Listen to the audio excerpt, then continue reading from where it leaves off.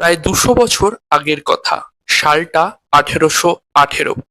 মানকুণ্ডু ভদ্রেশ্বর অঞ্চলের জমিদার বাড়ির মেয়ের বিয়ের পর জামাই ষষ্ঠীতে জামাই আসার কথা।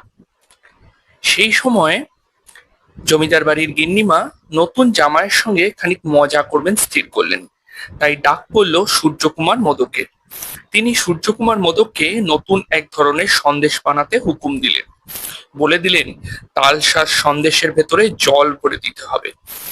গিন্নিমার আদেশে মোদক মশাই খুবই চিন্তায় পড়ে গেলেন। ছাঁচে তৈরি তালসাজ সন্দেশের ভেতরে জল কিছুতেই ভরা যাচ্ছে না, জল ধীরে ধীরে বেরিয়ে যাচ্ছে।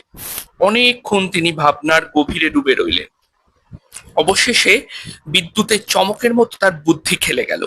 তিনি বানালেন কড়া পাকের তালসাজ সন্দেশ এবং এর ভেতরে পুরে দিলেন রস। তৈরি হলো নতুন এক সন্দেশ। অবশেষে জামাই ষষ্ঠীর দিনে নতুন জামাইকে আপ্যায়ন করা হলো ওই জল ভরা সন্দেশ দিয়ে। সন্দেশের অবয়ব দেখে আর দেরি না করেই জামাই বাবাজি সন্দেশ খেতে শুরু করলেন এবং তারপরেই সন্দেশ ফেটে ছচ্ছর করে রস পড়তে লাগলো তার গরদের পাঞ্জাবিতে। শালিকাদের সামনে বেচারা জামাইয়ের দর্প চূর্ণ এবং গিন্নিমার উদ্দেশ্য সফল। এইভাবেই আবিষ্কৃত হলো জল ভরা সন্দেশ।